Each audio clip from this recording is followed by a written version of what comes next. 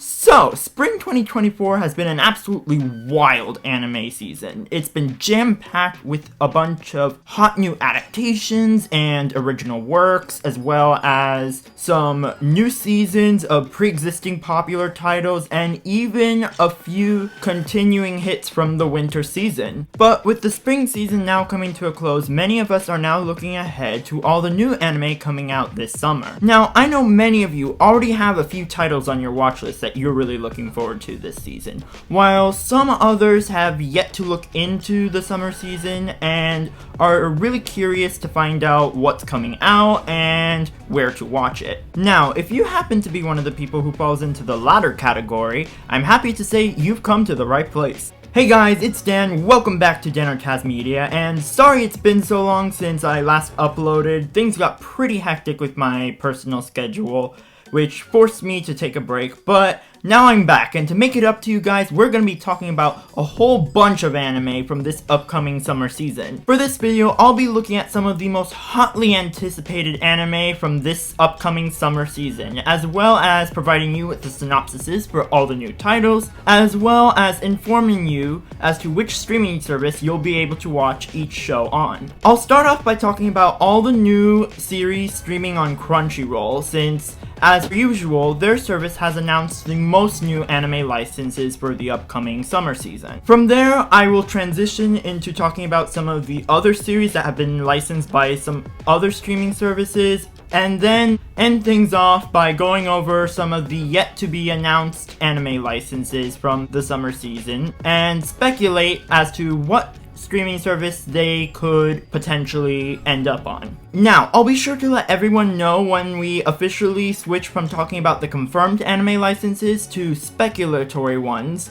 when the occasion arrives. But before we get started, if you like this video and want to see more like it, make sure to leave a like and hit the subscribe button to potentially get more videos like these from my channel. If I get enough feedback on this video, I may make another one of these for the upcoming fall season when the occasion arrives, so make sure to let me know in the comment section down below. And without further ado, let's see what anime are hitting streaming this summer. Earlier this week, Crunchyroll released an article announcing 29 new anime simulcasts from the upcoming summer season, along with 9 additional slots that they may use to license other anime simulcasts prior to their release in the summer. However, as I was recording this video, it seems like one of those empty slots of Crunchyroll's has now been taken, as in AniTrend's latest article today, they actually revealed that Crunchyroll has acquired the streaming rights to My Dear Friend Nokutan, which they will be sharing alongside Amazon Prime Video,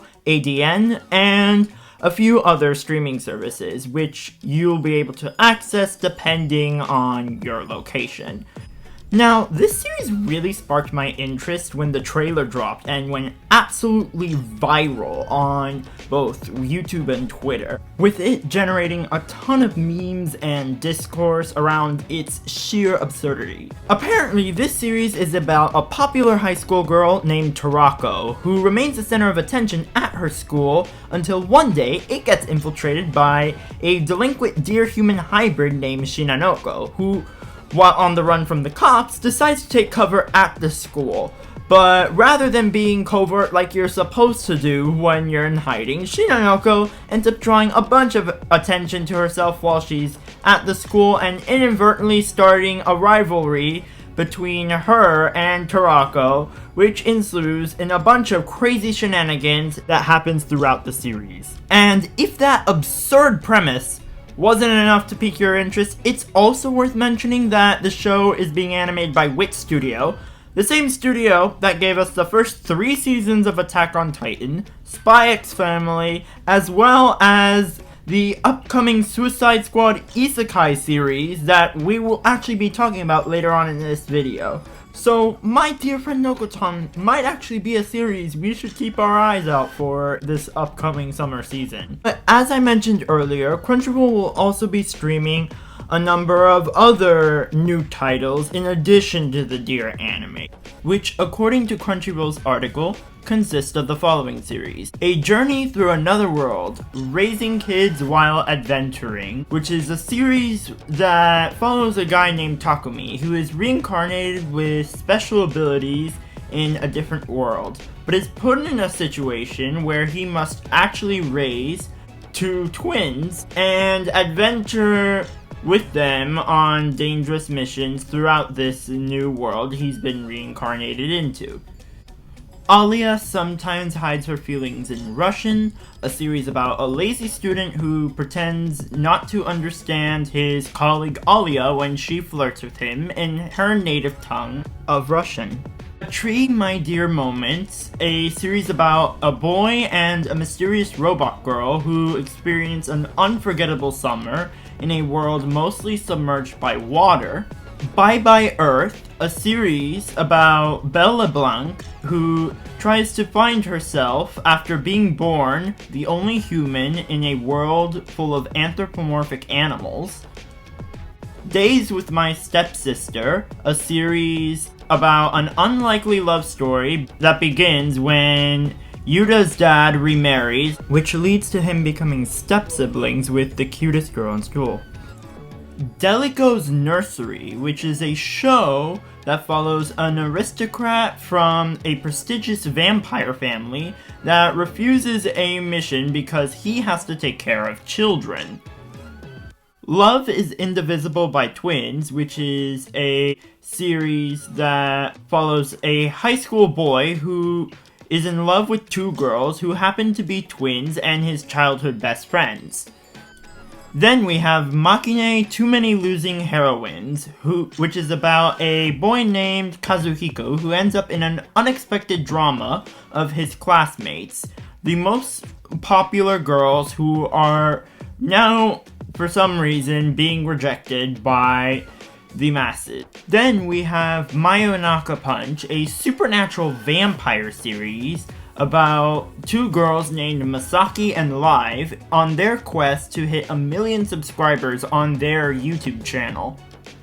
Then we have Nariner Cheer For You, a cheerleading drama about 6 high school girls, each with distinct personalities, as they navigate through life and find support within each other. Moving on, we have No Longer Allowed in Another World, which follows the legendary 20th century author Osamu Dazai, who seeks a quiet end to his life only to find heroics and whimsical otherworldly adventure as he is transported to another dimension. Then, after that, we have a show called Pseudo Harem, which is about a girl named Rin who shifts personas in order to win the heart of a nerdy harem fan, E.G., but due to this, she can never really reveal her true self out of fear that he would reject her for toying with his emotions. The next show is called Quality Assurance in Another World, which is about a QA debugger that saves a girl from a dragon, which sparks her curiosity, and together they seek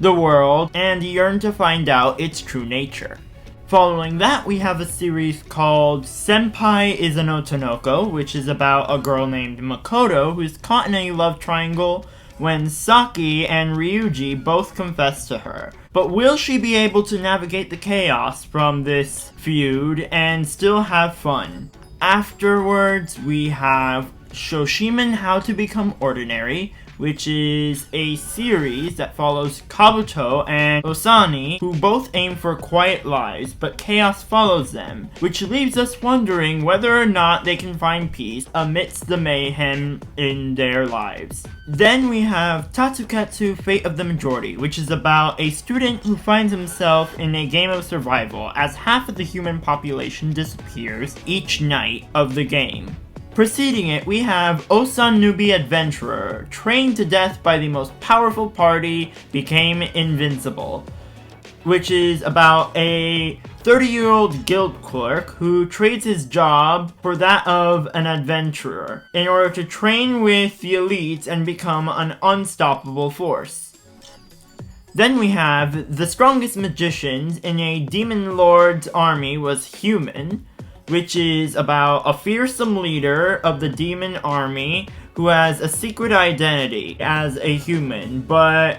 won't be able to hide it for very long amongst his peers. Following it, we have Twilight Out of Focus, which is about two roommates who have strict rules about their livelihoods and only find out more things about themselves. Then, pretty much right after that, we have the next series in our article, which is called VTuber Legend: How I Went Viral After Forgetting to Turn Off My Stream, which is about a VTuber who found herself flipped upside down as the still recording stream reveals her real personality.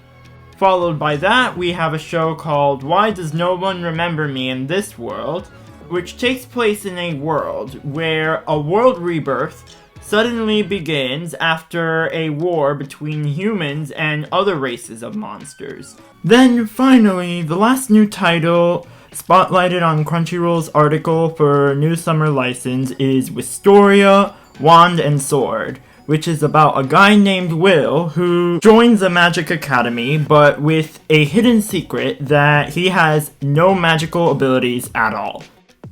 Hey guys, Dan from the future here, and while I was editing this video, turns out another one of the empty slots Crunchyroll had for this summer season was taken by this series, as you can see here, titled My Wife Has No Emotion, which is a show that follows a man named Takuma Kozuki, who is a lonely salaryman whose only company is a cheap house robot named Mina. One night, a drunk Takuma playfully asks Mina to be his wife, and much to his surprise, Mina interprets this as an earnest command, and embraces her new role as Takuma's wife, filling his life with a newfound companionship he didn't have before. Now, if this premise actually sounds interesting to you, then I highly encourage all of you to go watch this, because at the time I'm recording this, Crunchyroll actually just launched the first episode of this show on their streaming service as the very first anime to kick off their new round of licenses for the summer season. So,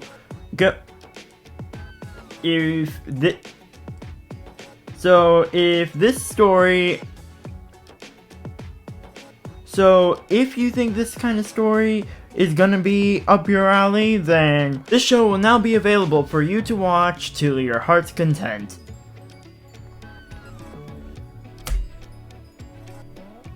In addition to these new titles, Crunchyroll also announced that they had acquired the streaming rights to the new seasons of several of their pre-established hits, such as Our Last Crusade or The Rise of the New World, The Cafe Terrace and Its Goddesses, Monogatari, Shy, Tower of God, Nier Automata, and Sengoku Yoku, all of which will have their latest entries streamed this summer on Crunchyroll service.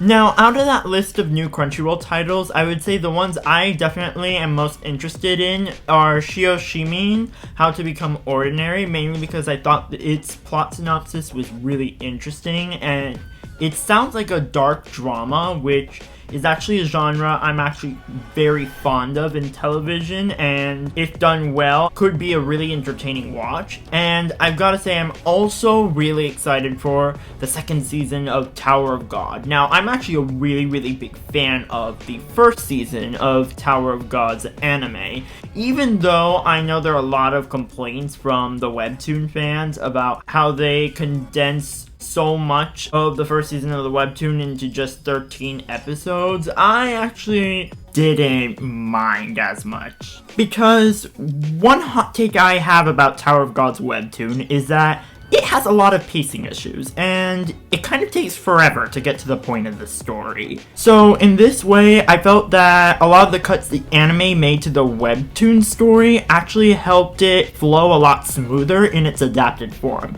However, I'm not going to say all of these cuts were necessarily for the better, since I do feel like quite a few of them did rob the characters of their personalities, particularly ones like Bomb and Endorsi, who I thought were so much more fun and lively in the webtoon than in the anime. Which is actually part of why I'm really looking forward to Season 2, because for those of you who don't know, it was actually reported that the next season of Tower of God would be 2 cours, meaning it's going to be 20 plus episodes, and although I'm pretty sure they're probably still going to need to make cuts from the webtoon story, the larger episode count will actually give them a lot more time for them to include more character moments from the webtoon, which will hopefully hinder their development a lot less than the first season of the anime did. And also, I really like how the new studio for Tower of God Season 2 has changed the art style to reflect that of the current art in the webtoon. Because for Tower of God Season 1, the anime actually went with a dramatically different art style from the first season of the webtoon.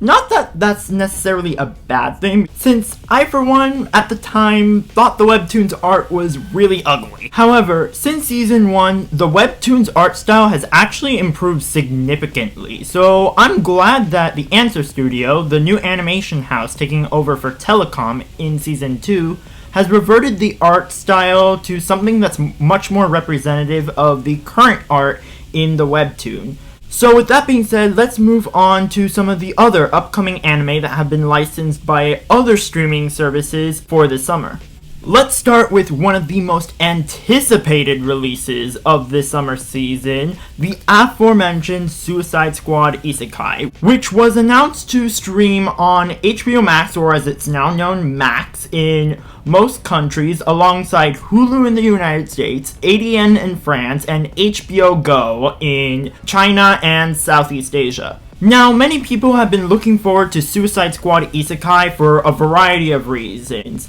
For one, it's being animated by the aforementioned Wit Studio, a studio that is pretty much legend amongst anime fans for giving us a variety of high-quality anime series such as the first 3 seasons of Attack on Titan, the first seasons of Vinland Saga and Ancient Magus Bride, as well as shows like Ranking of the Kings and Spy X Family. And one thing all these anime have in common is that each one of them has absolutely incredible animation. So this pretty much guarantees that the new Suicide Squad series is probably going to look absolutely excellent in the visual department. On top of this, it was announced that the person who would be penning the script for Suicide Squad Isekai is Tappei Nagatsuki, aka the author of Re:Zero, one of the most popular isekai anime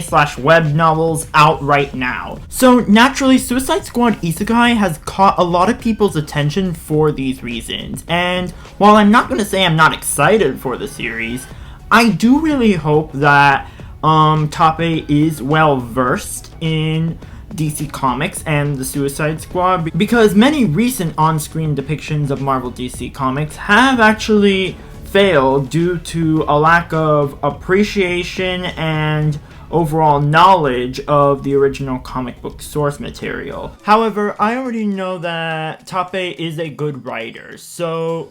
if he is well versed with the source material, or at least did the research needed to write good depictions of these characters, I can not only see Suicide Squad Isekai being very good, but also very popular. Perhaps even on a similar level to a show like X-Men 97. Moving on, let's talk about the anime High Dive has a license for the summer. Starting with I Parry Everything. This series is set in the Kingdom of Clay, which faces a crisis when its very own ruling princess is nearly assassinated by neighboring countries. Something our main protagonist, Noir, is unaware of when he first arrives at the kingdom to become an adventurer. And while Noir may possess the unique ability to parry thousands of swords in one breath, it's going to take a lot more than this skill to defeat the opposing forces he'll face on his journey. Our next new title licensed by High Dive this summer is 2.5 Dimensional Seduction. The series follows a high school manga president named Okumura, who is a seemingly regular otaku with an obsession for 2D anime girls, until one day, one of his favorite manga characters seemingly comes to life in the form of a 3-dimensional girl named Ririsa, who has a passion for cosplay, and convinces Okumura to assist her as her own personal photographer in the cosplay club. After that, we have the series Dungeon People, which is about a skilled thief named Clay, who, while on an expedition to find her father, ends up being recruited by a party of monsters to scavenge an unexplored dungeon full of ghouls and traps, until eventually she comes face to face with the dungeon's keeper and ends up learning all the dungeon secrets from the inside source. And then our last new title to be simulcast as part of HIDIVE's 2024 summer lineup is Plus Sized Elf, which is a series about an elf named Elfundra who gains weight while living in the human world and ventures back to her world in order to seek help losing the weight by joining a special fitness program for other overweight mythical beings like herself. Alongside these new titles, HIDIVE has confirmed that they will once again be streaming the simulcast for their smash hit series Oshinoko as it ventures into its second season this summer.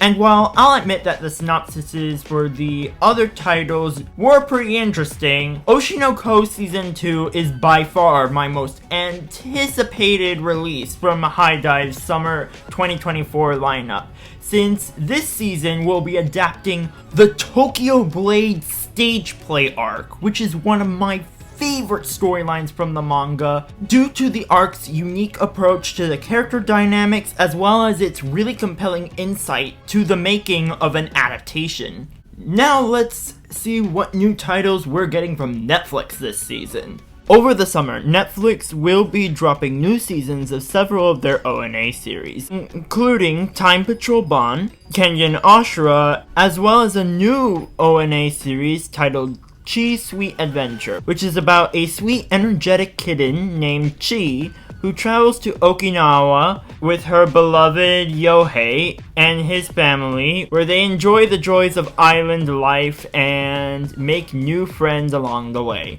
And while these series sound like they could be fun, I would say that by far the biggest and most anticipated release from Netflix this summer is the long-awaited third season of Kimi ni Todoke. Now, this has been something that fans have asked for I believe like 13 years. And now, after all this time, we will be able to continue our adventures with Sawako, Kazuhaya, Chizuru, Ayane, Ryu, and the rest of the gang, as we pick up right where Season 2 left off, with Sawako and Kazuhaya just starting their relationship. For the third season, Netflix has reunited the entire original voice cast, and has once again brought on Production IG to work on the animation for the series. In addition to this, they've also provided the series with a brand new English dub by Bang Zoom Entertainment, the first 2 seasons of which are currently available to watch right now on Netflix streaming service. However, the one catch about Kimi ni Todoke Season 3 is that since it's now an ONA series rather than a TV series, Netflix is most likely gonna go for a binge release format instead of a weekly one, which I know is pretty divisive amongst anime fans, since many believe it kills the discussion for the series. However, since it's releasing in August, and there isn't that much competition, I actually think it should be fine. Because normally, if you release it at the right time, these ONAs, even if they are binge format, can often become incredibly popular. And since Kimi ni Todoke is already a really popular show, I think it should be fine, but I don't know, we'll see. All I will say is that to my fellow Kimi ni Todoke fans, make sure you watch this next season when it comes out on Netflix. That way, we won't need to wait another 13 years for Season 4. Hey guys, it's Dan from the future here, and I just wanted to add a really last minute quick little update to the Netflix portion of the video, as A little while after I started editing the video and finished recording it, Netflix actually announced that they will be streaming the simulcast for Kino Kikumen Perfect Origin, which is the new revival series to the Ultimate Muscle anime. And I'm not too familiar with this series. From what the synopsis reads, it says it's about the Justice, Devil, and Perfect Chojin, who are all gathered together to sign a peace treaty to prevent future wars between their fractions, but a group named the Perfect Large Numbers disrupts the events and challenges the fractions to a new tournament. And at the end of the tournament, a second group named Perfect Origin arrives to declare a second tournament, as they are led by Nemesis and Chojin Enma. Now, fans of the original series will probably have a much better understanding of who these characters are and what exactly is happening in this premise, but aside from that, I really don't have too much information about this series to share with you guys. Although it says here it's coming to the UK and the US, and I heard on Twitter it will also stream in Canada, I am not sure if this is actually going to be exclusive to Netflix, since if you look closely at its profile picture right here, it's actually missing the Netflix original logo, which if you log on to Netflix and pull up any of the series they simulcast or exclusively license on their service, they normally have the Netflix original. As you can see, Netflix series here for Delicious and Dungeon, and here's a better look at it in the widescreen. But if you head over to Kino Kikumen's profile, you will see that the Netflix logo is not there. In fact, it's nowhere to be found, even on the widescreen. There isn't even a trailer here, which would indicate that this is not gonna be simulcast exclusively on Netflix. Like usually when you get a profile like this, that is what that means. Because when Netflix licensed Vinland Saga for simulcasting last year, I don't think they really did that much marketing for it, or any at all, which would explain why Kino Kikumen doesn't have any trailer on Netflix Anime's YouTube channel or even on their profile page. So if I were you guys, I'd definitely be on the lookout for more Kino Kikumen information as we get closer to these next upcoming days during Anime Expo, or as we get closer to its release date. And last but not least of the officially licensed anime titles for streaming this summer, Disney Plus has announced that they will be streaming the simulcast for Code Geass: Rosé of Recapture, the sequel series to the original Code Geass anime, set after Lelouch's tyranny in Season 2, with a brand new story, brand new characters, and a brand new threat in Neo Britannia. The first few episodes should be coming out in a few days, and we'll also be receiving a simul dub from NYAV Post. So to all my fellow Code Geass fans, make sure to be on the lookout for those episodes when they hit Hulu and Disney Plus later this week. And now we've reached the final segment of this video, which is the unlicensed anime for the summer, and guessing where they might stream. Now, this part of the video, again, is purely speculatory. We're just gonna look through the remaining releases this summer and just make some educated guesses to what platform they're going to end up with. Now, let's start off with one of my most anticipated anime releases of the summer, Elusive Samurai. Elusive Samurai is an anime series based off of the latest manga series from author Yusei Matsui, who you may know as the creator of Assassination Classroom, which also just so happens to be a personal favorite of mine. Based loosely on true historical events, Elusive Samurai follows the story of Hojo Tokiyuki, an 8-year-old nobleman in medieval Japan and the heir to the Kamakura shogunate, who, after bearing witness to the massacring of his family at the hands of Ashikaga Takauji, flees the capital in order to reclaim his birthright and alter Japan's destiny. Now, right off the bat, I am like 99.9% sure that Elusive Samurai is going to end up on Crunchyroll. For one major reason, and that is the studio. Elusive Samurai is being animated by Cloverworks, which is owned by Aniplex, which in turn is owned by Sony, who also owns Crunchyroll. And if we're going by the track record that's formed over the past few years, almost every single anime produced by Aniplex has ended up streaming on Crunchyroll. So between that and the fact that Aniplex is rarely ever not involved with the production of a Cloverworks anime given they own the studio, I say chances are extremely high Elusive Samurai will stream on Crunchyroll. Next up, we have what is likely the most highly anticipated anime release this summer next to Suicide Squad Isekai, and that is Fairy Tail: 100-Year Quest. Now, this is the long-awaited adaptation of the sequel manga to Hiro Mashima's legendary series, Fairy Tail. Now, originally, I thought this series was probably going to end up on Crunchyroll, given that the first show was produced by Aniplex and licensed by Funimation, both of which are Sony companies. However, I'm now starting to have second thoughts about this, because even though Aniplex was heavily involved with the production of the original series, to the point where it was even animated by one of the company's biggest studios, A1 Pictures. From what I can gather, it doesn't seem like Aniplex has any involvement whatsoever with the production of 100-Year Quest. And while I would have thought that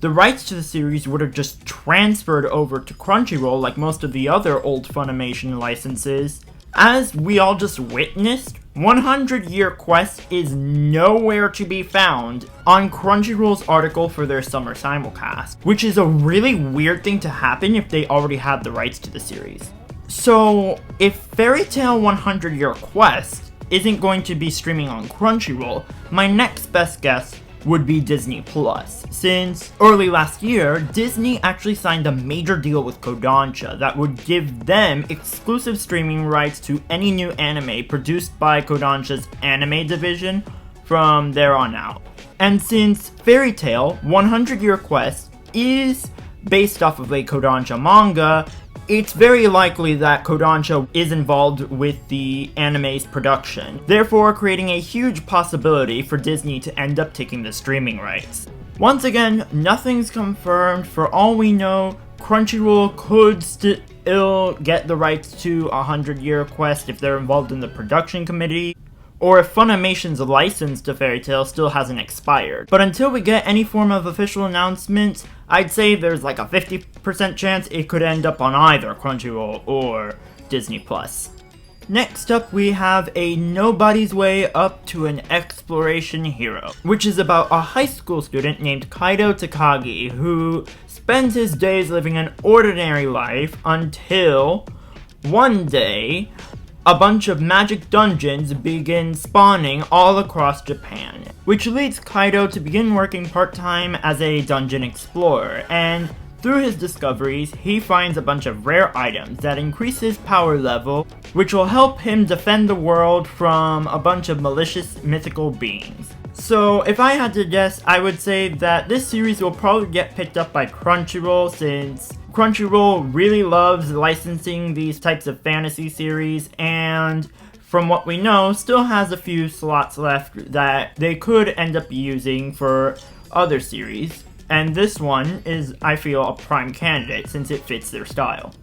Next up, we have Tensui no Sakuna Hime, a series about a spoiled harvest goddess who finds herself banished from her realm after it gets overrun with demons. And while it may go against her nature to do so, Sakuna will find herself having to team up with her guardian Tama, as well as a group of outcast humans if she's going to have any chance at reclaiming her land and birthright. Now, this series is one of 3 different projects being animated by PA Works for this summer season, and since Crunchyroll has licensed the other 2 series, there is a good chance that they will license this one too. However, seeing as this series is actually based off of a video game, I think there's actually a big chance that Netflix may be interested in licensing this one. Since Netflix has slowly been building itself up as like the go-to place for good video game adaptations,